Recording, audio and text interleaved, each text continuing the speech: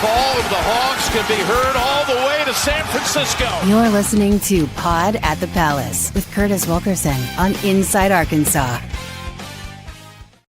Well, I guess it's fitting after a game like that the stream breaks up on us and we have to restart. But welcome in, nonetheless, to the Pod at the Palace live post-game reaction show presented by Bet Saracen, Arkansas's #1 sports betting app.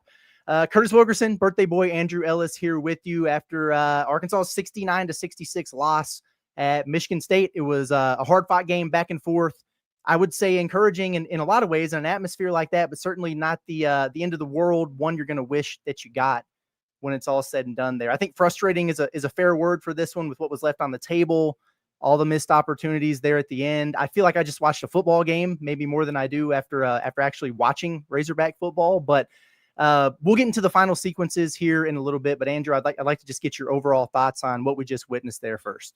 Yeah, you said the word frustrating, and I'm very frustrated, man. Like, I'm just annoyed. Like you said, there's some things that you can be encouraged about, and I know people are going to hear that and be like, oh, wait, so you're happy they lost? No. That was the type of game. Michigan State presented everything that we thought they were going to present. They were exactly what we thought Arkansas was getting in an opponent on the road, tough environment, tough physical team that's going to kind of show you what you're made of. He's going to give you an opportunity to break, and you'll either respond positively or not.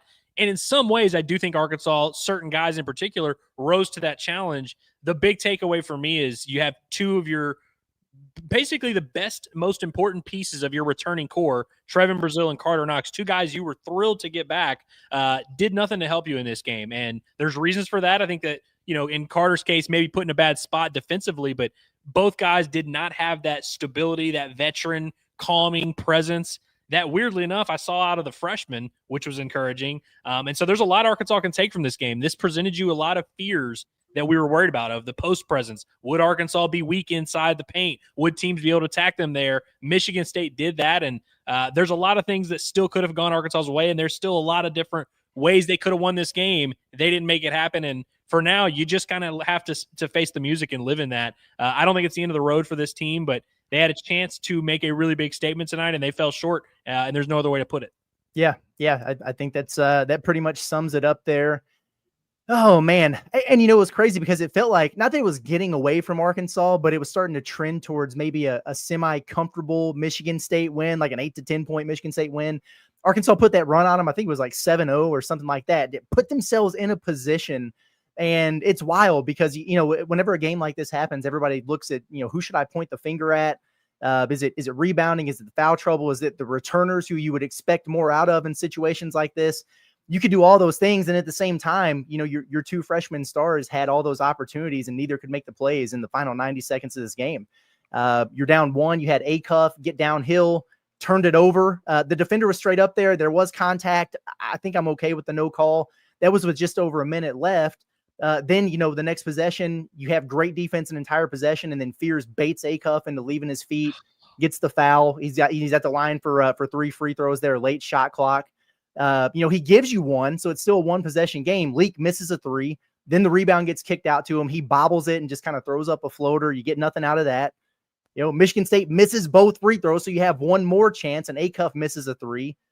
You get the ball back after a review on a baseline inbounds, and it's a busted play. And I feel like Trevin maybe kind of rushed it there. You probably could have swung it over to Leak and maybe gotten a little bit of a better look. But at the end of the day, it wasn't for a lack of opportunities that Arkansas had down there in the stretch. They just weren't able to cash in at the end, and you go home with just an Arkansas one possession loss, man. What did you expect?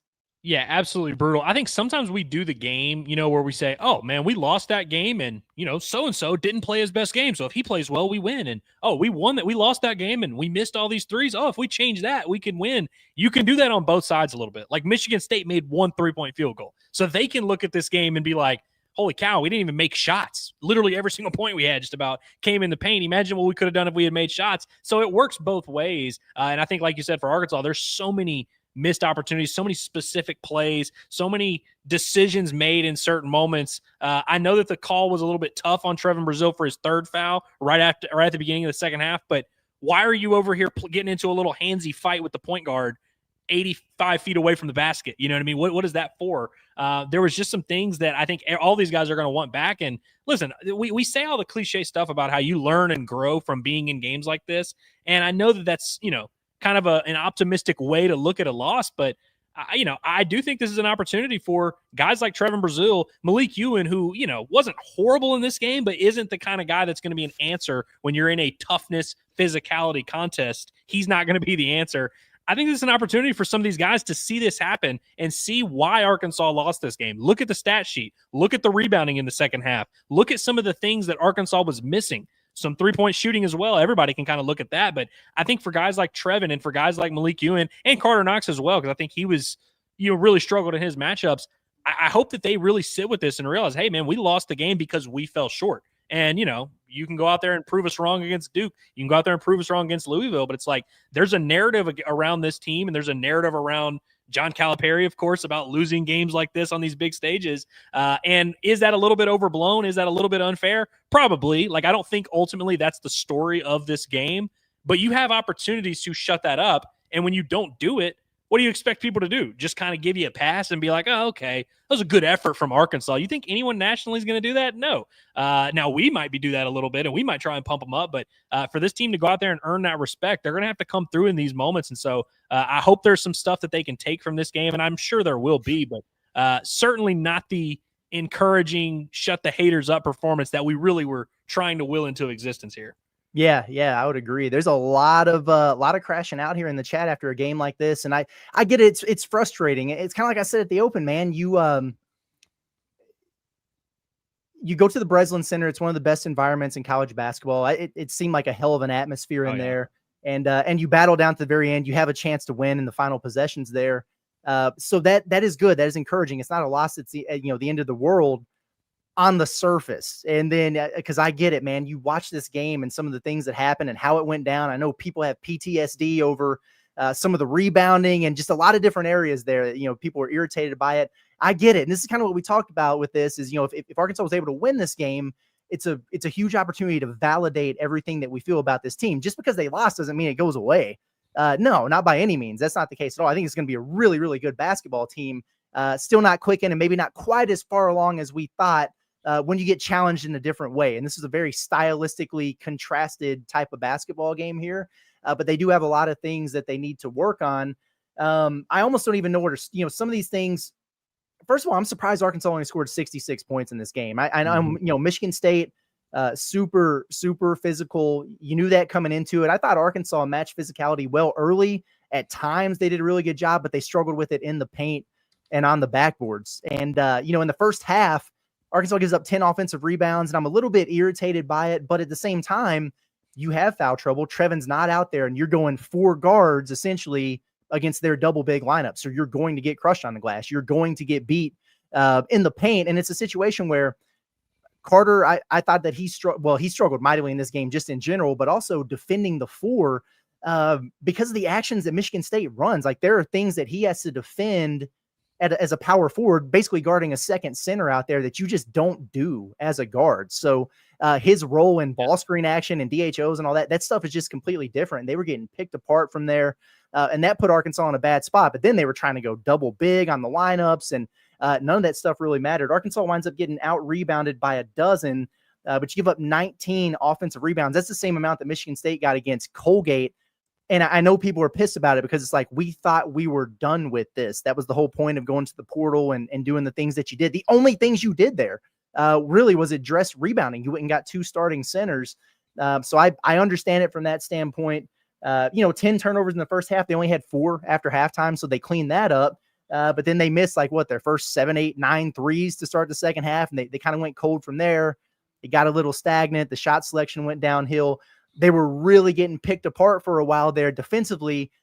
And I think for some of the same reasons. You know what kills me about it? If you watch the pro day for Arkansas, Cal broke it down and he was talking about their Clyde cuts, which is the play that they would go, whether it was a ball screen or DHO, your guard gets to the middle and you got that baseline cutter, and it was Trevin. And Arkansas kept getting dunks on it against Texas Tech in that tournament game. That's exactly what Tom Izzo was doing to Arkansas over and over and over and over again. but then you fought back. So it's just the back and forth of it, man. It's just a missed opportunity. And I understand why people are frustrated, but 2 games into a 31-game season. Yeah, and we definitely, by the way, you mentioned Tom Izzo kind of having the exact right answers there. I give Tom Izzo and Michigan State a lot of credit. Like I said earlier, they were exactly what they were supposed to be. Like, this Michigan State team is who we thought they were. The disappointing part is Arkansas wasn't good enough to beat them. Even in a game where things weren't ideal, you had foul trouble and all this was going on. You had these turnovers, 14 turnovers, and you go 7 for 28 from 3. It's going to be hard to beat anybody doing that. And I think that's, you mentioned a couple of key things there. So you mentioned Carter's mismatch defensively and how he's kind of, forced to play a ton of minutes at the 4. You texted me something I thought was very key during this game where you said, this would be fine if Carter was a mismatch on the other end. Know, when you're doing the small ball lineup or where a team is really forcing the ball in the paint. Because I think, by the way, the story of this game, when when it's told, when we move on and we look back at this game, we're going to say, oh, that's the game where Michigan State really dominated in the paint and they out-toughed, out-physicaled Arkansas, which is a true statement. They scored 36 points in the first half, 33 points in the second half. They shoot 41% from the floor. If I had told you that this morning, Curtis, Michigan State was going to score 69 points and have 41% and only make 1 3, you'd have been like, there's no way Arkansas didn't win that game. But Arkansas couldn't make those adjustments at the other end because conceptually, you kind of go small. You're kind of conceding that matchup, conceding they will have opportunities in the paint. That only works if you're on the other end making threes and really stretching the defense, getting in advantageous positions. And I think that was a big difference. Arkansas wasn't able to create those easy looks. I thought both freshman guards who, by the way, Acuff and Malik Thomas both didn't shoot the ball great in this game. I think they were 2 for 8 and 2 for 9 from 3 respectively. That's always going to be tough. For the most part, I thought they got good looks, but I thought guys like not having Carter just get you 6 or 7 shot attempts. Trevin Brazil only takes a few shots in this game because he was a complete head case. Just not having any type of consistency and flow offensively was really tough. I think the foul trouble contributed to that. Michigan State's toughness and physicality, of course, contributed to that. And just boneheaded turnovers, man. Like, just so many missed opportunities. That's what sucks is, like, if Arkansas just plays in a C-plus game offensively, all these narratives about the physicality and about all this just don't exist because Arkansas wins this game 76-69. That's an impressive road win. You move on. Yeah, I'm with you. Well, maybe the silver lining for folks is that they got something out of this over at Bet Saracen. Maybe you got some money out of the deal. We are presented by Bet Saracen Day. It's Arkansas's #1 sports betting app. I threw out a few of my favorite prop plays pregame on the Pod at the Palace, and I'll look back on those at the report card. I'm kind of looking forward to doing the report card, but then again, I'm not because I'm frustrated after this one. But if you're trying to get on the fun over there at Bet Saracen, take advantage of their no strings attached special where new users can bet $25 and get $125 instantly. All you got to do is go download the app by scanning the QR code that I will pull up on your screen right now. There you go. And use code INSIDEAR. Again, it's $125 instantly when you bet your first 25. It's Bet Saracen, Arkansas's #1 sports betting app. Yeah. The Carter Knox thing, it's crazy to me because he's built in a lab for games like this when it comes to physicality and big game experience, all the things that you would look for. Like, he checks all those boxes there. I think about a guy like Cohen Carr for Michigan State, who his athleticism was really giving Arkansas problems early in the game. Seems like he is a guy that could really match him from an athletic and physicality standpoint. And he looked very rusty and uncomfortable out there. And a lot of it, we already talked about it, him playing out of position at the 4. And there's going to be matchups where he can do it and it's going to be fine. And there's going to be others where you really kind of get picked on. And he did in this one. I guess what irritates me about it is a lot of it was against a freshman. Like the Cam Ward kid is a freshman. He's good, but that kind of stunk. And then, just offensively wasn't able to really get into any rhythm. He wasn't getting to his spots and getting any shots. Hell, he took that one attempt was the only one he got. It was just a very uncomfortable looking 3.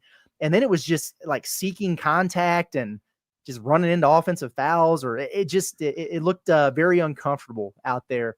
And so that's frustrating. You look up at the end of the game, he only played 18 minutes. I'm actually surprised that Billy Richmond played 29 minutes in this game because there were times down the stretch where I was like, where is he? Yeah. And so maybe I just missed him out there or something. I know Arkansas went double bigs for a while, and then they had the 3 guards in there with DJ and Malik and Acuff. Probably, I guess, because they needed some scoring. But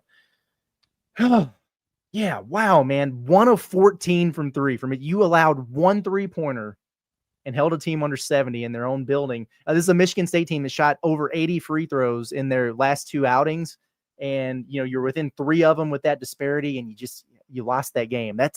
It stings, man. It really does. The more I look at this box score, the more pissed off I get. Yeah, this was such a winnable game. You mentioned Carter. I think Carter, it's entirely possible he's just the exact same guy he was 1 year ago. And by the way, I don't say that necessarily as a bad thing. Like, Carter was a nice player a year ago, nice young player to have. He was pivotal for Arkansas in a ton of games. I mean, Arkansas's first SEC win, that toughness, physicality, like you mentioned, built for this type of performance. That Carter Knox is going to help Arkansas in a lot of games. And so in a nutshell, I can look at this game and say, yeah, Carter and Trevin both are going to play much better in most games this year. Like, both of those guys might not play a worse game all year long. And so as much as I would love to look at this through that lens and be kind of optimistic, I just think it sucks that these two guys that, like I said earlier, we're like counting on to be centerpieces for this team and counting on Trevin. Hey, man, you're in year 5 now. You've been around. You've had your ups and downs. And we felt like you came out of the other end of that and you're great now. We need that consistency. We just need that steady. It's one thing if you just don't make shots or if maybe you don't box out or whatever. I mean, when you're having like self-sabotaging tendencies out there playing out, that sucks, man. And for Carter, like, again, if Carter just went 1 for 7 from 3 in this game, I know that's one thing. And we'd be frustrated by that and say, oh, man, come on, shoot better, Carter. But it's like when you're just dribbling off your foot and turning the ball over and only taking 1 shot and you kind of shy away from the tempo of the game. Like, you saw how Pringle and even Billy Richmond, especially in that first half, those guys kind of saw what type of game this was and rose to it. And we're like, hell yeah. Like, I want to be in this type of game. I felt like even Malik Thomas, who made some weird decisions down the stretch, I thought he wanted to be in a game like this. Darius Acuff, you could see it. He felt right at home going toe-to-toe with a veteran point guard. I thought he outplayed that kid. I just didn't see that from 2 guys that, I thought Carter especially had that type of mentality to be ready for this type of matchup, and it just wasn't there tonight, man. And maybe we can just blame the injury. Yeah, maybe so. That's what we're gonna do. It's that damn pesky toe, man. That toe just made him dribble the ball off his foot 3 times. I don't know. Yeah, good grief, man. And it's interesting, looking at this again, and Acuff and Thomas lead the way with 16 points. Neither very efficient in this game. You had Acuff, who was 5 of 16 from the floor and 2 of 8 from 3, and then Leak was 5 of 15 and 2 of 9. They combined for 31 of Arkansas's 56 shots, so well over half of the shot attempts that Arkansas got up there, and essentially just right about half of Arkansas's point production in this game. And I know that they're your 2 best players, your most talented players, so they're going to get their looks in there. But it is surprising to me to continue to see, other guys just not figuring out where to fit in. I know Knox just made his way back from that injury and stuff, but I just wouldn't have imagined coming into the season there would be a game where he only got 1 shot up. They're going to have to figure some things out. I was encouraged by what we saw from DJ Wagner, though. I'll say that. Yeah. He looked like he was game for it. Speaking of being built in a lab for a physical game like this, I thought he showed up. He knocked down a couple threes. He was real physical, good on defense. Arkansas did a great job on Jeremy Fears, too. I know he wound up with 9 assists, and that's kind of his thing. He's a great table setter. But you turn him over 3 times. He was 0 of 7 from the field. Man, it just you kind of look at some of the things, like the boxes you needed to check to win this game. A lot of them you did, but the critical ones, like on the glass and in a couple other areas there, that's what burns you in the end. It's a fickle game, it's a fickle game. Yeah, those 2 guards, Darius Acuff and DJ Wagner, 9 assists, 2 turnovers. Like I said, I thought both those guys were, man, just like ready for this type of – they knew what they were going into. They knew what type of game it was going to be and were ready to roll. I thought Arkansas did a great job on that other point guard. What's his name again? I know you just said it. Fears, Jeremy Fears. Yeah, Fears. He's the younger brother of old boy from Oklahoma. Yeah, I thought they did a great job on him. By the way, Bill Rafferty was great in this game. I thought he was good. But he kept talking about him, and I was like, man, Arkansas is actually kind of clamping up. They did good on him. Let's get into the chat, man. Let's just see what everybody's got going on here. Active chat, by the way, which it is an active chat indeed. We appreciate everybody for being tuned in with us here. Phil says it sucks, but we are fine. That's it's true, and this is why we do these live reaction shows, because you're irritated, you're pissed off about it, and you vent, you get it off your chest, and then maybe you feel a little bit better. Maybe it helps you wake up tomorrow and go, okay, we still get to do this 29 more times in the regular season. I guess these guys are pretty decent. And I do feel better after talking about it a little bit. Not good. I don't feel good. I do feel better, but it does still suck that like people are going to troll and say stupid stuff, and we have no rebuttal right now. Just Yeah, kinda like, no, we don't, and it's that's something I was texting you about towards the end of this game, and it is frustrating because it does feel like in spotlight opportunities early in seasons like this, Arkansas hasn't had a whole hell of a lot of luck in those spots. Just traditionally, it feels like. And you thought that this might be an exception. Like you remember last year, they did the Baylor thing this time, and they were just very unprepared. They were not ready for that at all. They weren't ready for that Illinois game. This felt different because they were obviously very competitive. It was a true road game, but they kind of found a way to lose there. And then all we heard from Kentucky fans, every time Arkansas would schedule a big game and we're talking about it or we tweet about it, they're all saying, well, you're going to lose it because that's what he does. And I don't think that's necessarily true, but they did lose this one. So, there's nothing that we can really say about it. It was a hell of a game there. 3 teams in the country, 3 ranked teams went on the road and played other ranked teams in the first week of the regular season. Arkansas was one of them. And here you are. Kansas went to North Carolina, got the hell beat out of them. Alabama, they played St. John's at MSG. They play a lot of their home games there. They got a win. And Arkansas lost there at Michigan State. It's one of those things, man. What are you going to do? You and John have been all over it that Tom Izzo has to come to Fayetteville next year. He does. You cannot retire this year and have, first year head coach of some random guy we've never heard of. That's their coach. We put you over today. We gave you a good win. This is the best moment of Michigan State season. Is that fair to say? They're probably not going to top this, and they're a good squad. Like I'm not trying to put them down. Like they'll make the tournament. They'll finish, up there in the Big Ten. That's just what they do. They'll likely win a tournament game, even maybe as a 6 or 7 seed, they'll win a tournament game. But like this is it. We did you a solid. We put you over. Come back to Fayetteville, and Arkansas beats them in Fayetteville next year. Hell, Arkansas would have beat them in Fayetteville today. Yeah, they would have beat him in Fayetteville today. They should have done that first. B. Walter, our guy, what's up, man? Appreciate the super chat. He says, damn, it's okay. This team definitely needed this game. It'll be a good season. Glad we're playing to the wire with hard-nosed teams like Michigan State. This is a great this is not the moral victory thing by any means, but you needed this. Like those freshmen needed it. I think guys like Carter and TB and some of the other guys we mentioned probably needed this kind of wake-up call here. Hey, you can get fat and happy pretty quick. I'm not saying Arkansas did that. I don't think they came in here like arrogant and overlooking anything, but they've had a hell of a lot of success so far, and a lot of people talking really, really good about them. You beat the crap out of Cincinnati, beat the brakes off of Memphis. You get the big 30-point win in your opener, and now you kind of not just get punched in the mouth and face some adversity, but you take a loss, and that can humble you and ground you a little bit. I have a feeling that it's going to motivate these guys moving forward. They will be better from this. I would have just preferred make one of the 7 opportunities you had in the last minute and send it to overtime and give yourself another chance. But we don't always get what we want in this life. And the basketball gods were not on Arkansas' side, unfortunately. 100%. The good news is they get to hand out a few ass whippings here in the next few weeks. Yeah. Yeah. Yes, that they do. And that's going to be the thing, right? Because they've got 4 bye games at home. You definitely don't want to slip on any of those. I guess they got to regroup and get ready for mighty UCA coming to town on Tuesday. But sure, it'll be a ruckus environment at Bud Walton Arena. Exactly. Hey, you lost to Michigan State. We're not coming to the games. But you get that for 2 weeks, and then you get this big one against Duke on Thanksgiving. You kind of mentioned it, Andrew. On Inside Arkansas Live. Of now, you just feel like you really want to go get that one. Anytime you have opportunities like this and you miss one, you feel a little bit more on your shoulders to go get the next one. And then if you lose one to Duke, then all of a sudden you feel like, damn, this is Louisville, it's a must win. You start counting those opportunities as they pass you by there. So they got 2 weeks to figure some things out, and they will. I am currently terrified of Cam Boozer at the 4 and his ability to rebound the basketball, because that was an Achilles heel for Arkansas today. They got to figure that out. And maybe it starts with Trevin just not, like you said, kind of self-sabotaging there with some of the fouls throughout the course of this game. Because when he was in there, didn't do a whole bunch offensively, but man, he was getting deflection after deflection, diving for loose balls, working his ass off in there in the paint.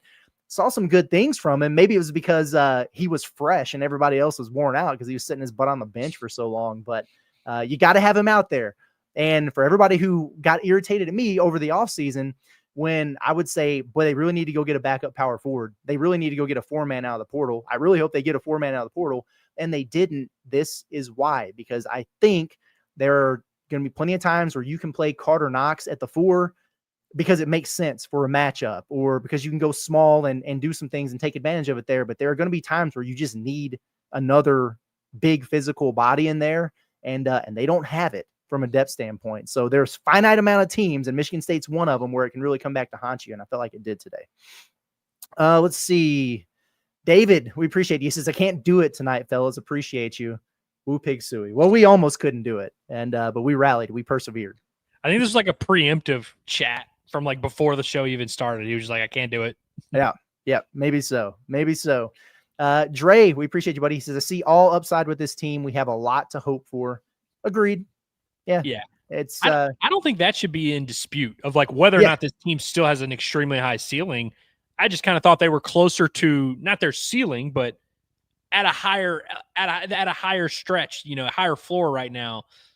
Yeah, I don't know. I definitely like there's a very clear path to this team still being very good. Yeah. Like I'm not that depressed about the loss. I'm just frustrated that it happened. Not necessarily. I don't view this game as like an indicator of like all these huge issues. Just maybe some of the issues that we thought weren't going to be a huge deal are more of an issue than I thought. I really thought Trevin Brazil was done being a head. I really did. Me too. The rebounding, I'm kind of baffled by it, to be honest with you. I thought that not only had they addressed it, but I really thought it was going to be a strength for this team. And, like 2 games in is far too early to say that it's not, but boy, it was pretty glaring in a game like this. So hopefully they figure something out on the backboards there. Josh Weaver says, dog sit calls. Can we say foul calls? I got to be honest with you. Like, I really don't think there were some calls that I wasn't crazy about, but like, I don't think the officiating was a big part of today's game or necessarily the outcome. Not as much as it typically is in a Michigan State game. Yeah. At the end of the day, they shot 26 free throws and you shot 23. And I know Arkansas, I think they had 5 guys with 2 fouls by halftime. And so you kind of had to play through that. And it did some things with your lineup combinations that were a little wonky, but you were winning at halftime. Like you were kind of able to go back to some of the other stuff after that. And, they kind of put a run on you there, but there wasn't anything that was too crazy on there for me. The reviews took forever. And it was funny because when they went to the first one, it was like, oh yeah. And they've really streamlined this. Like these don't take as long anymore. It's not impacting the length of the game. And we're like, they do.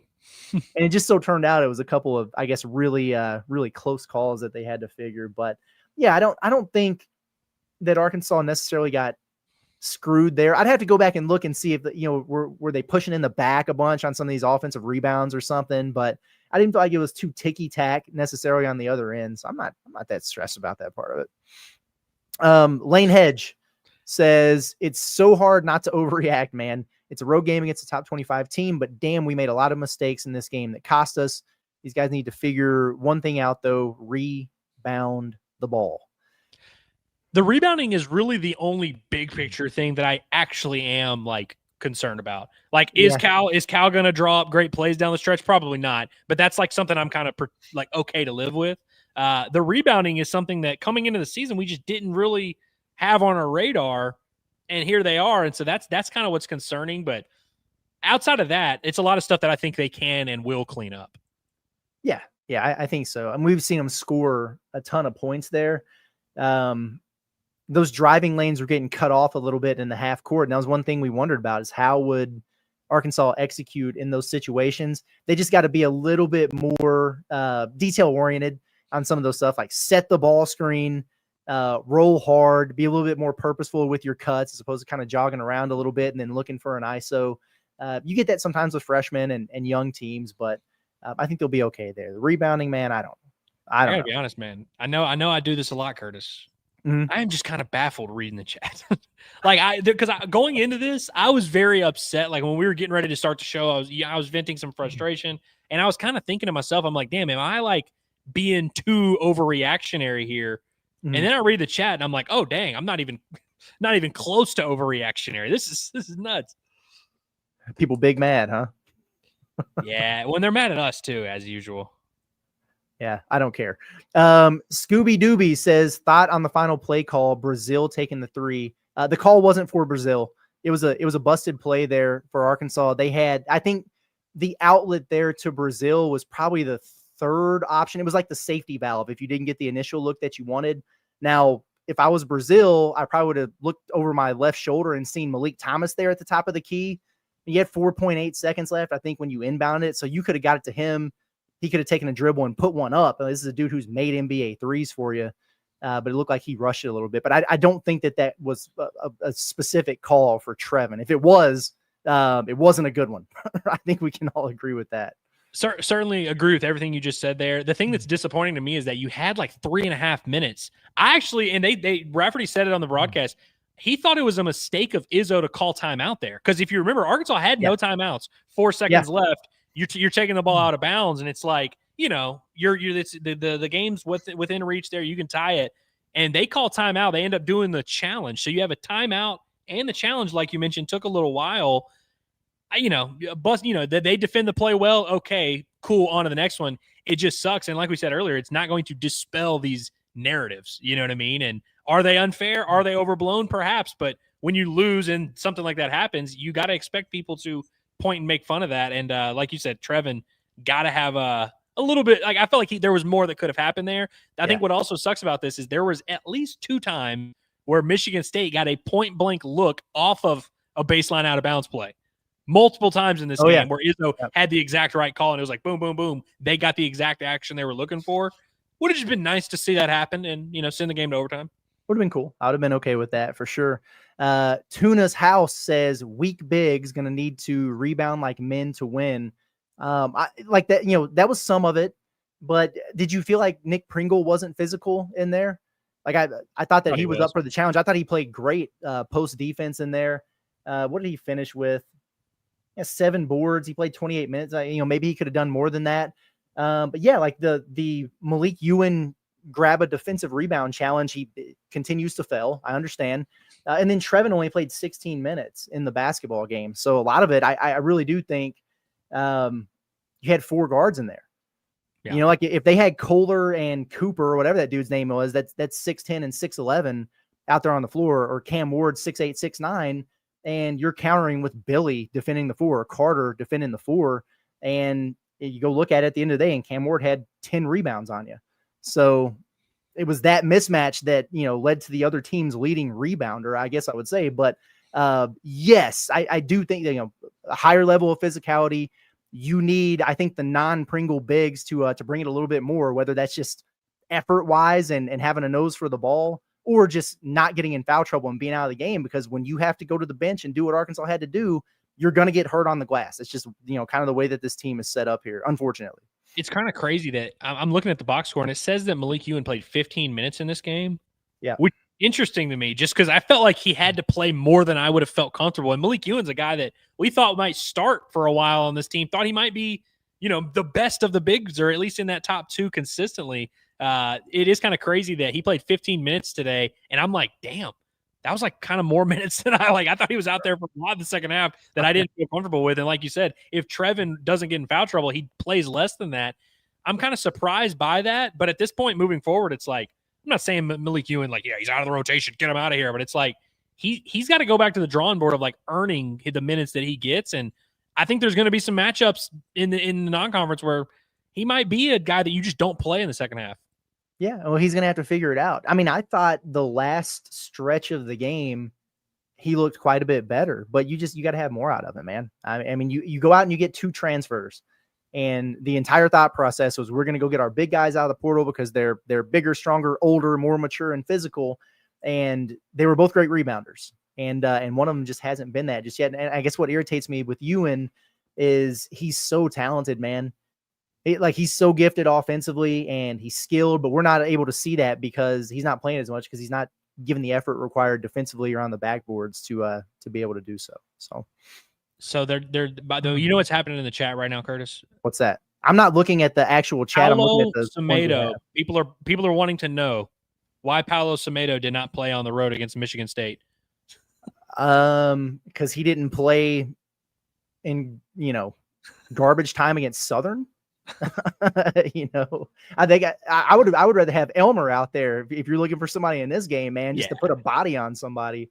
And maybe they're going to redshirt him, not because he didn't play against Michigan State, but Paolo's behind it, and it sucks because he's also a super talented dude. He can do things with the basketball at 7'1" that most guys can't, but he's got to add some strength. And missing the summer, the game is so fast for a freshman like that.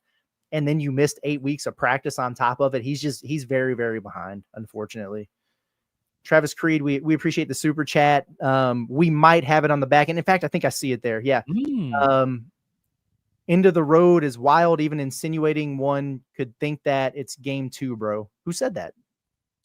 I don't know. Maybe perhaps Okay. someone in the chat. I got you. Honestly. I got you. Yeah, no. If there's any doubt, this is very much not the end of the road for this Arkansas basketball team. Yeah. Yep. I think this is much closer to the beginning.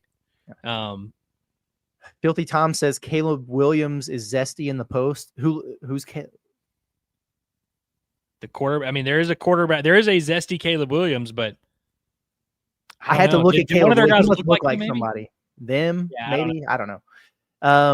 Blue Chasing Blues, appreciate you. He said, did everyone really think that they were going to be undefeated this season? Losses are going to happen. That's how you get better. Yeah. That's fair. For sure. I mean, it's and it's okay for anybody to be frustrated that you lost this game when you had so many damn opportunities to win it. That's fine. And I think it's a combination of like not turning into something big picture, and then also people understanding, like if you feel like, dang, had this opportunity and it fell through, but I'm really excited about this team still. Just because people are pissed off tonight doesn't mean they're out on this basketball team. I'm sure people are saying that in here, but I think most people, once they calm down a little bit, are going to be just fine. For sure. And I think if you're doing the thing where you're like, why is, nobody should be upset. I think, we just view it differently. But I also think if you think this is like, a big deal that's like drastically changes the way we should view the season, I also didn't see that as well. I just see a very frustrating, should have been a win. Yeah, I'm with you. Dre says, better to have a close loss in November than March. We'll be fine. Excited about this season. Yeah. I feel the same way. I would agree with this. Stuff to work on, which we knew that coming into this. Like after every opportunity Arkansas's had, we've been like, hey, they did win by 30 tonight, but they didn't really play an A game. Like this guy needs to be better. They need to get better at this. And tonight's kind of the same case. You just lost, Yeah, I will say. And like, I think that maybe this loss is going to make people think, oh, so we're doing the same thing as last year where we suck to start the year and we 0-5 in SEC play. I still don't think that's a thing. I don't think we're even in danger of that. I hope I'm not proven wrong there. But I will say I don't want to keep doing the thing where, after the Duke game, oh, man, close loss. After the Louisville game, oh, well, we learned. Oh, man, Texas Tech, we went down to Dallas and we learned some more. I don't want to keep learning. I do want to learn in some wins. But I don't think this is going to be a team that, like, goes through a stretch where we worry if they're going to make the tournament. No, I certainly – I'd be really surprised if that happened and pissed. And we all will be. We're pissed tonight. Darcy Perry says half court offense, half court, Michigan State was better than Arkansas tonight, I would say. Yeah, no, it definitely was. And kind of thought that would be the case coming into the game. They're more of an execution style team. They pushed it. They ran more than maybe I expected them to, but they just did. They had way better actions, man, in the half court, more purposeful. They took advantage of matchups there, and Arkansas didn't. Really. And I thought they settled a little bit too much tonight. When they got out and ran in transition, they were electric. And that's not necessarily a surprise, I would say, about this basketball team. They've got some things to shore up in the half court, and most teams do at this stage of the season. But Arkansas is certainly not an exception there. Yeah, when you're trying to figure out who's going to win the game, you're really ultimately trying to figure out which team is going to make the game look like the kind of game they want to play. Like if you had told me this was going to be a high-scoring game, I'd have been like, okay, Arkansas wins 9 times out of 10. If that's what we're doing, if that's the game we're playing, cool. But if we're in a rock fight, all bets are off, And in Michigan State, no doubt about it, the game was at their tempo. It was on their terms. And we fought hard, but we were fighting on their terms, no doubt about it. Yep. Hairless Hog, we do appreciate you. He says Thomas is the alpha on this team.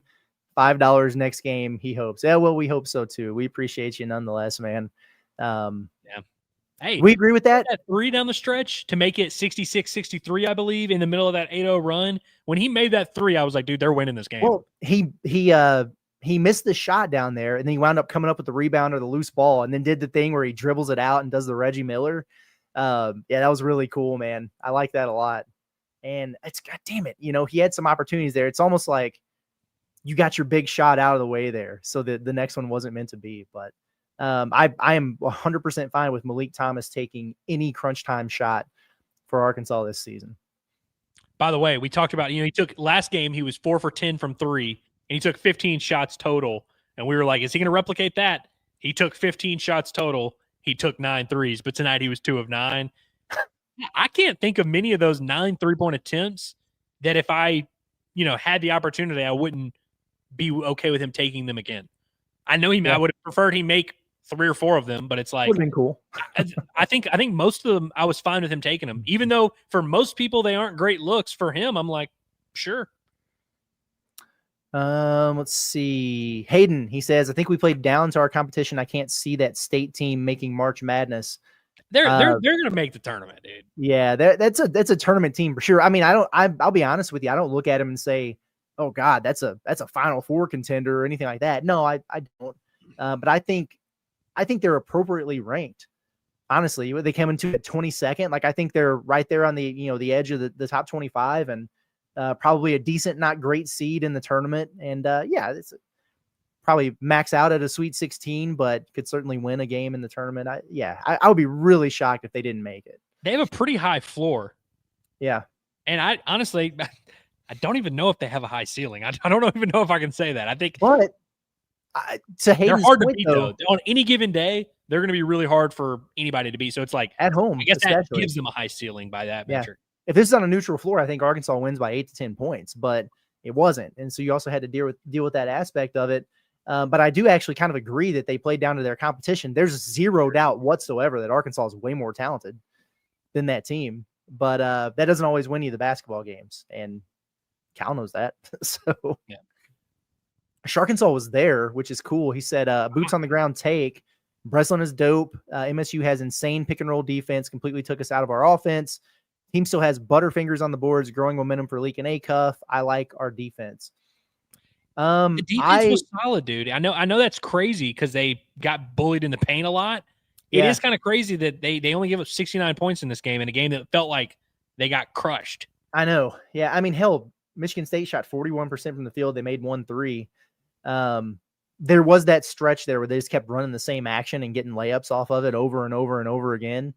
But Arkansas figured that out. And yeah, I mean, it's holding the team under 70 on their home floor, a ranked opponent. You can't be upset about that. That's a good point, I think, about Michigan State's pick and roll defense. They were blowing some of those actions up. Arkansas really wasn't getting a whole lot out of it.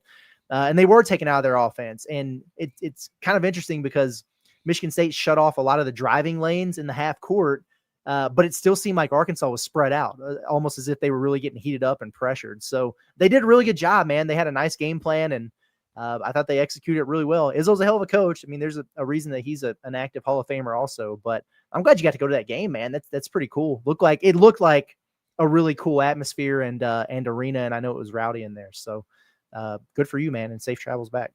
Yeah, it is cool. A-Cuff was the only guy that ever got any type of momentum going downhill towards the basket. Like DJ Wagner, think about how often he's done that throughout his entire career. Maybe had 1 instance of doing that. Carter Knox had 0 instances of doing that. Malik Thomas, I maybe got 1 or 2 times where he got downhill, but really he was just making shots.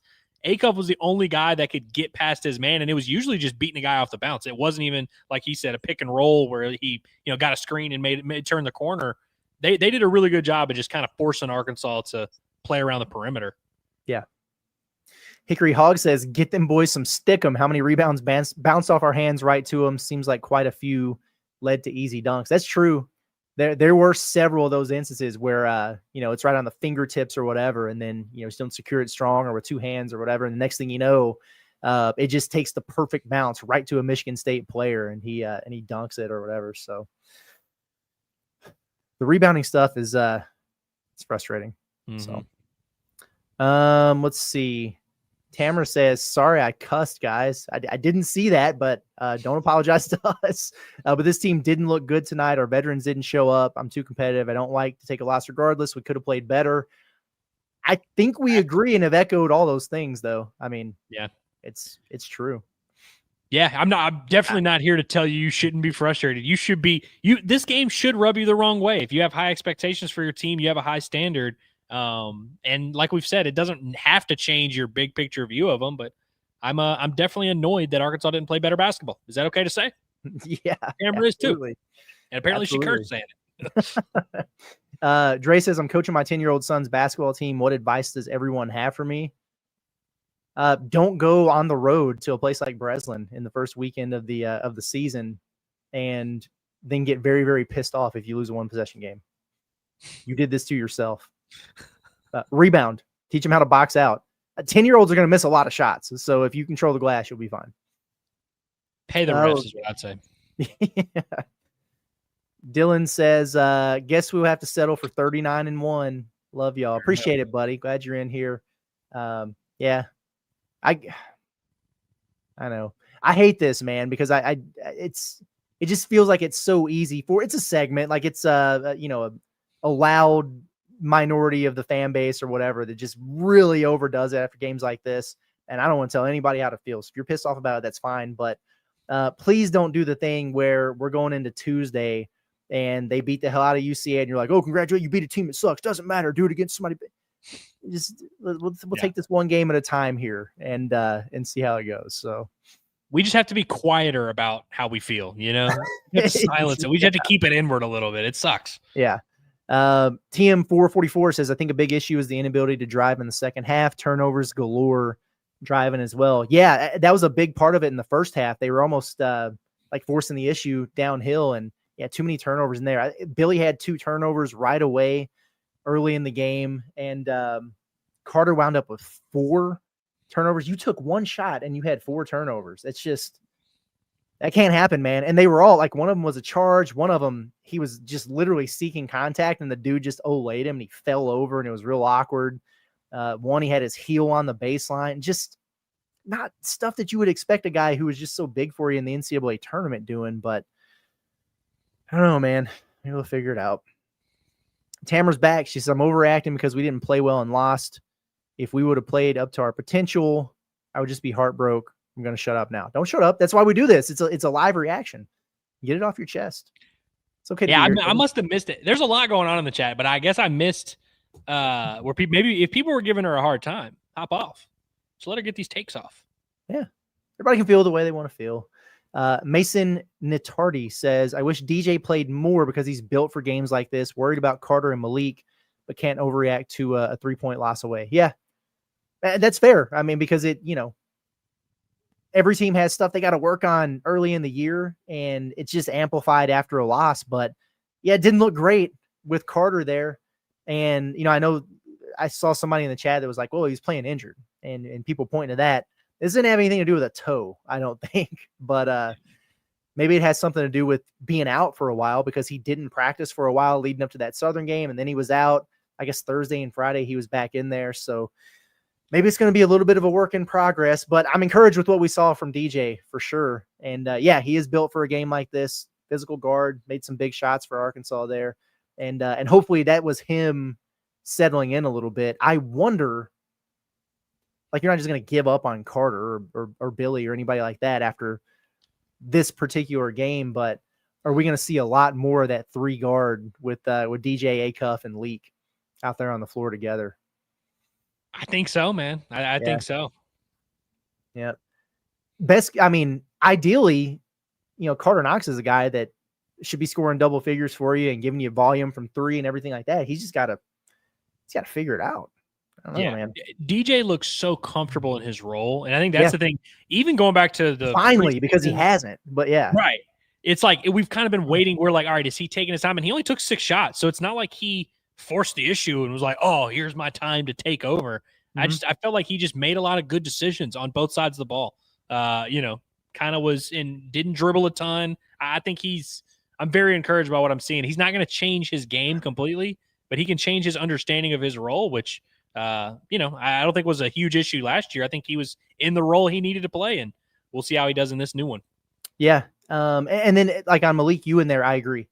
Like I am to the point now where I'm a little bit worried about that. And, he's got to flip the switch, man. He's too talented of a player, and he's proven it at a high level of basketball.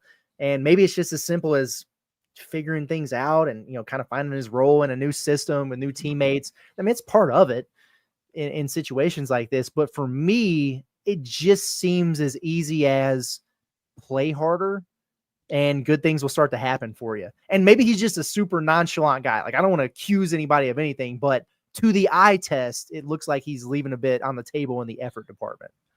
I mean, listen, do you want to play basketball at the professional level? Just Exactly. look at what 6'10" guys that play basketball at the professional level do. Just look at what they do and mimic them. Hell, even look at some of your teammates at times and just mimic them. Just do what they do. Be in those spots.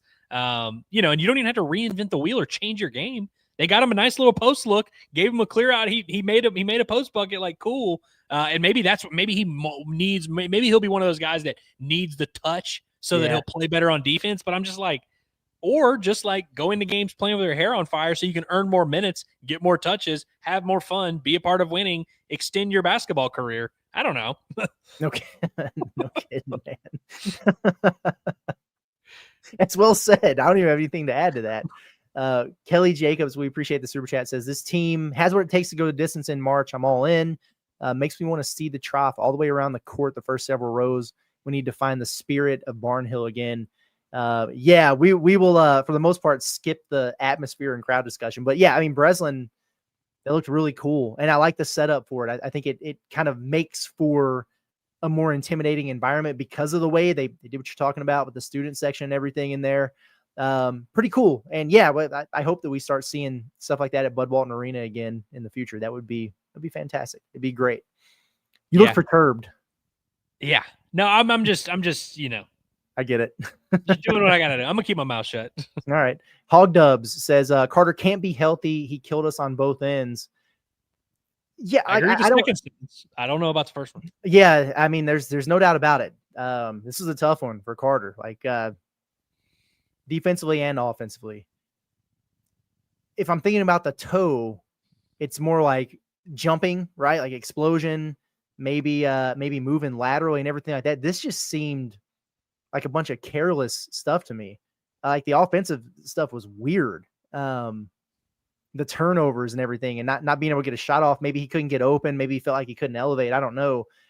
Defensively, I would think maybe that had more to do with it if he was like getting beat off the bounce. You know what I mean? Like from the perimeter, but he was just kind of getting muscled in there by Cam Ward and some of those other guys. And some of it was just being out of position, communication. Honestly, defensively, it kind of looked like this time freshman year Carter. Yeah. Which was a massive work in progress. And then he figured it out and was really good for Arkansas by tournament time. But it felt like it kind of reverted back to that a little bit. I'm sure he's not 100%. I imagine that thing is bothering him or whatever, but I don't, as much as I would love to say, hey, he was hurt, forget about it. I don't know that was what contributed to a lot of his issues today. I just say I'm doing the thing, Curtis, where I'm just like I'm reading specific things and I'm just like, man, this is crazy, but I don't want to give it that energy. So I'll respond to the point you made about Carter, which I think is a good one. The thing that gives me hope for Carter is that it's not like he, because going into year 2, the expectations were obviously higher for him. But I think all of us that knew the situation and knew basketball kind of knew his role's really not going to change. We just hope he's a more efficient, more consistent, older version of the guy he was last year. Like, it wasn't like we were going into this year being like, hey, Carter, you need to now be creating offense, getting some ISOs, being a ball handler and pick and roll. We really just need you to be a better version of the guy you were last year. And so I hope that will free Carter up mentally to just be like, oh, okay, I don't have to reinvent the wheel here. I don't have to find new skills. I just have to continue to find those things that I'm good at and do them, which is what he did last year. And I give him a lot of credit for that because, to your point, he was early in the year just like a chicken with his head cut off defensively sometimes, where it was like, bro, guys are just cutting right behind you and you're not even seeing that. He figured a lot of that out and kind of found ways, okay, I can impact the game here. I can impact the game here. And you saw a little bit of that today, him trying. The effort was there early, but it was just all over the place. And I wonder, because he's been banged up a lot this offseason, going into the season, and now banged up after a week of the season. I wonder if that's maybe playing with his head a little bit, where he's like feeling this need to catch up and like get back to the guy he was. I don't know, but I do trust that Carter, like, there are going to be a lot of much, much better days for him. Yeah, I believe that for sure. And honestly, to me, whether it's him or Malik Thomas or whoever, I feel like Billy Richmond is a bench player. What I mean by that is he doesn't need to be a starter. And it's not because he's not talented enough or whatever, but he for whatever reason, he just seems like the guy that needs to settle into the game watch it, get a feel for the flow of the game and everything, and then you come in and make that impact. Have just not been impressed with his starts in these games out of the gates for whatever reason. Like he made a couple turnovers. He was really struggling there the first few minutes to where I was like, dude, you got to get him out of there. And then they did. They went to Carter right away. Carter got a steal and then an assist in transition. I was like, oh, great. All is right with the world. But then Carter went completely downhill. When Billy checked back in, he looked so much better. He impacted things in such a different way than right out of the gates. So I think rotationally, I would prefer Billy coming off the bench, and I don't care who starts. I think Carter makes sense to me. If he's going to play like he's capable of, it's like this. I don't know about it. Maybe you want to go with 3 guards. I don't know, but the Billy starting experiment, I think he's just going to be more productive and the best version of himself if he's your 6th man or the first rotation coming in. Personally. I love that. And I also think, you mentioned whether they go to 3 guard. I think keeping Malik off the bench and having like him and Billy mentally, just it makes a lot of sense coming off the bench. Yeah. Darcy Perry says have to defend baseline out of bounds to find buckets in the half court. Still early. We're on the road to Indy. Woo Pig Suey. Yeah, Arkansas has gotten burned a lot on baseline out of bounds plays. Not just against Michigan State. Southern was getting them. Memphis got them. Cincinnati got them. Like that's been an issue kind of defensively. And Arkansas has been good on that end of the floor, but they've been getting worked over a little bit on that. They do need to find more buckets in the half court. This was the first game where they didn't score at least 89 points or something. So I get it. Cal's really good out of timeouts offensively. Now I know that wasn't necessarily the case on that last play there, but he had multiples that he drew up a set coming out of a break or whatever, and Arkansas gets a great look in a bucket right away. But within the flow of things, or 2 bucket, one of his 2 buckets. Yeah, within the flow of things though, it's very much seemed like make a play type of stuff. Well, you've got the guys to do it, but there are times there Arkansas didn't do the deal where they've got like 7-minute stretches without a basket or whatever, because they're talented enough to where somebody's going to make a shot or get to the free throw line or whatever. But it would be nice if you recognize that. And it's like, okay, we've got this matchup. Let's get this guy to his spot, bucket or a good look there, and just kind of stop the bleeding. We didn't get a whole lot of that tonight for sure. Chance says good learning game for the freshmen. Yeah, it definitely was. Definitely was a big time learning experience for them. They'll be better from this. Yeah. I mean, this is the first time I've seen Malik Thomas suffer any adversity on a basketball court, frankly. Like, I'm sure he has before, but it's like, I can just imagine. I bet Malik Thomas is not a happy camper right now, nor should he, No. And I didn't think he played poorly or anything. I think he's probably chomping at the bit to get out there, and that I do love. Yeah, me too. 6 assists, 1 turnover. I was looking at Acuff's stats there. You know what I will say about Acuff? Like the 5 of 16, you'd like to be more efficient than that. I get it. He missed 3 free throws. I think he missed the front end of a 1-and-1 at one point there, which ended up being a huge bucket for Arkansas, but still for sure. And then obviously stuff right down there in the stretch, but 6 assists, 1 turnover, and he was better than I expected him to be defensively. Him and Leak gave up a couple buckets, not communicating with each other early in the game. That stuff's going to happen with freshmen, but like I was worried about him keeping the ball in front of him and everything. I thought he looked. There wasn't really a time where I looked at it and got, damn, man, he can't keep anybody in front. I have done that in other games, so I was happy with the progress he made there. Those 2 freshmen are awesome, man. They're going to be really, really good this year. That point guard, I mean, we talk about dudes who didn't get downhill and make things happen. Fears did not get past him, to your point, and like, yeah, all their guys they were picking on were not the freshman guards, frankly. Fears on the preview this morning, the Pie at the Palace, I called him a masturbator. And he is, man. He baits you for those fouls, buddy. And he did that with Trevin for that 3rd foul. He did it with Acuff there at the 2 end. biggest fouls of the game. Yeah, Brazil's 3rd foul and the 3 free throw attempts to ice it. I mean, those are huge baits. It's an art. It's an art, man. Miss Dansvan, we appreciate you. Says, thankfully the Spanish coffees were flowing and assisted us through this loss. Better days on the way. Woo Pig Suey. Love y'all. We love you too. We appreciate it. And glad the Spanish coffees got you through there. Mm-hmm. Peyton, our guy, I could use some of that Blue Ember right about now, says, just like the fact that you get to face early season adversity generally works out long-term for good teams. Woo Pig Suey, fellas. Yeah, I mean, the alternative is just you continue to play, like the Valpos of the world, and you don't learn anything about your team. So this is good for him for sure. And then we will be the thing that sucks about this is now you get these 4 games that good Lord willing, you hope that Arkansas just takes care of business and blows the doors off of people. And, you'll be 5-1 or whatever going into that Duke game. And hopefully you figure some things out. But in the back of our minds, aren't we going to be thinking about this? Like, this is great. They look good, but I just need to see them against Duke. I need to see them against somebody else. And that's what I didn't want to do, damn it. But here we are. It's not going to look as good seeing number 21 next to Duke on Thanksgiving Day, is it? I know, man. Oh, Phil, who's been a member for 6 months, was awesome. He says, thanks to you both. Happy birthday, Andrew. And thanks to the chat. Helps me not crash out seeing what it looks like. We appreciate that. We appreciate you, Phil, for being just a steady presence, man.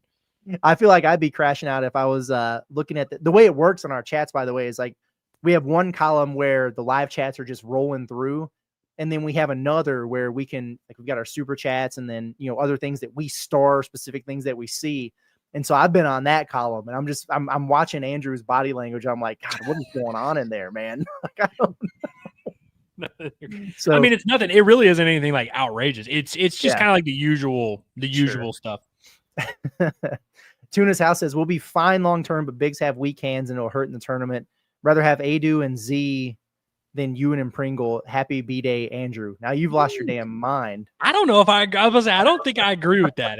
And listen, as everyone knows, we love Jonas Adu here on the program, and he was awesome down the stretch. I would certainly love to have the version of Jonas Adu we saw for stretches down the last few games last year, but Z was unplayable in a lot. He wouldn't have been playable in this game, frankly. No, God, no.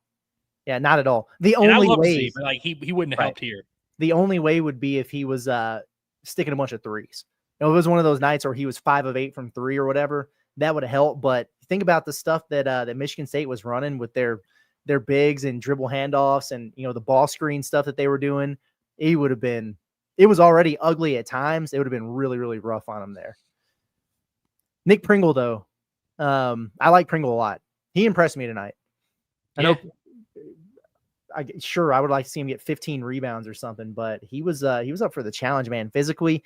And that Kohler dude, he's just a unique player because he's very much below the rim, but they kept, glazing him on and on and on about, oh, his footwork. Oh, he's so savvy in there. Oh, he's so smart and patient. And then Pringle was just forcing brick after brick after brick out of him. He did a really good job of staying grounded. That dude could have had him fouled out easily. And I thought Pringle did a great job of being, disciplined and tough in there as well. And big picture, I'm just content. Like, I know that teams, it's going to be a thing coming out of this game. Teams are going to say, okay, we got to force the ball inside against Arkansas. I actually think big picture, that is a good thing. Like, if Arkansas can bait teams into this, you try a bunch of contested jump hooks and we get out and run and score 90. I actually do think that's a method that can work. And so I think that's a good point that, like, his defense down there on the post actually isn't, as much as we talk about this weak Arkansas front court, Nick Pringle it's in spite of Nick Pringle, not because of Nick Pringle. Yeah. Yeah, that's exactly right. Jack Phillips has a lot of games left, but Ewan's disappointing. Leak getting after him for calling the lob and not going for it at the end. Yeah, it has been disappointing so far. You saw flashes of it against Memphis.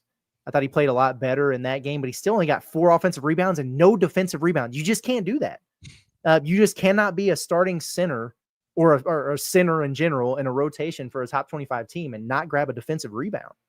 It's uncanny how many balls come off the rim that he's nearby and doesn't grab. But he'll get an offensive board and he can score it. And that's all great, but you got to be able to close out possessions defensively. Way too many times Arkansas played great defense and they would force a miss, and you need your 6'10" guy just to grab the defensive rebound.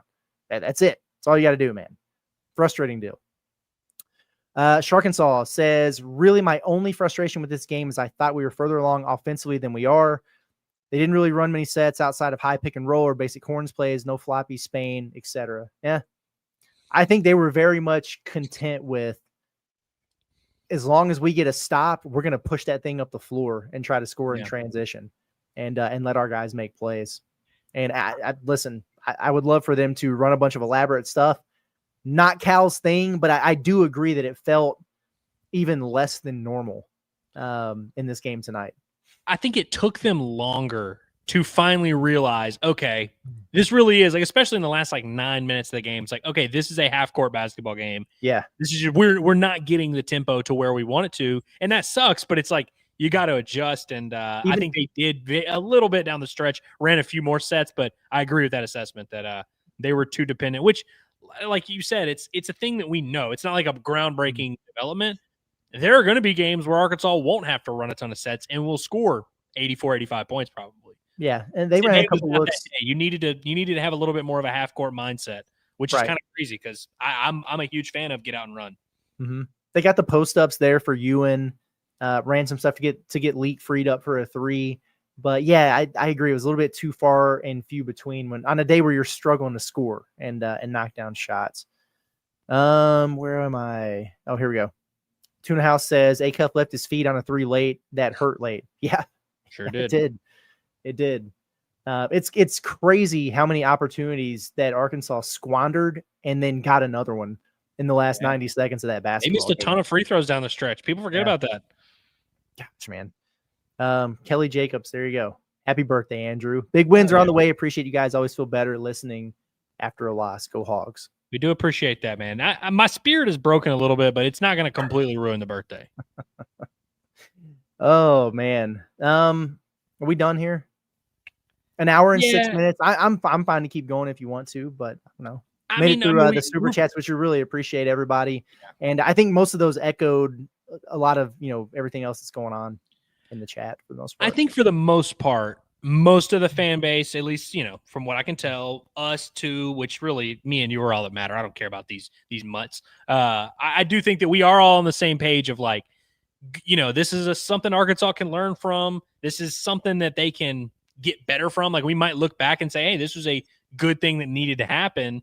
That doesn't make it any less frustrating. And as we said earlier, it would have just been better to win a game like this. And then all of a sudden you learn a valuable lesson and you come out of the other end and get a signature win. And that's really something that can build your team and you can use that to kind of grow. It just sucks that you have to learn in a loss. Perhaps that'll be what this team needs. But for now, it's just leaving a very bitter taste in our mouths. And it's a bitter taste that this team is very capable of getting out of our mouths, whether that means beating Duke, whether that means beating Louisville, Texas Tech, any of these teams, Houston, take your pick. You can beat them all for all I care, but it just sucks that we're going to have to get that delayed. We're going to have to wait to see that first awesome Arkansas win. These wins that when you end up having a good season, you look back on and you say, oh, that was a big one. Hell, I even think back to last year when they beat Georgia and Bud Walton for their first SEC win, and I'm like, that was a big moment that really kickstarted this thing. Oh, you beat who was it they scored like 88 on down the stretch where their offense was just cooking. They had a couple awesome wins, and you're like, oh, man, that's one that really kickstarted this group. I just wanted that to happen tonight, and it didn't happen, and it's not the end of the world, but I'm sad about it. I'm sad about it too, man. Sad about it too. Quick turnaround, though, as they say in the business. Tuesday night against UCA. We'll be back at it for sure. I did the thing where I was looking at the live chat there, and there's this growing narrative that if Arkansas replaced their current bigs with the Mitchell twins, they would have won this basketball game. I at least think for a little bit that was a joke, but who knows? I think it started off because someone was like, low key, Mekhi Mitchell would have been helpful in this game. He actually kind of would have been. Mekhi was actually the back half of his senior season. He was good. It's there's not going to be many games where we're like, man, it would have been nice to have Mekhi Mitchell. This actually might be one. I don't know. You remember the last he shot like 80% from the free throw line. Mekhi did his last year, and the back half of the season, it was like their best player when Caleb Battle wasn't going off. So he was fringe all SEC guy for a little bit there. Oh man. All right. Well, we appreciate everybody for tuning in. I know it's frustrating after a loss. It just these spotlight opportunities like this are few and far between. It was a great chance for Arkansas to validate everything that we feel. It doesn't mean that it goes away, but they missed that opportunity, and now we just need to beat up on some low hanging fruit here for the next couple of weeks until you get another chance against Duke. But all is still right in the world. The sun will rise tomorrow, I think. But we appreciate you guys for tuning in to the show today. Subscribe to the Inside Arkansas YouTube channel. Tune in for the report card tomorrow morning. I'm sure that's going to be a doozy. But for Andrew Ellis, it's been Curtis Wilkerson with Inside Arkansas, the Pot the Palace. You guys have a good rest of your weekend. We'll see you next time.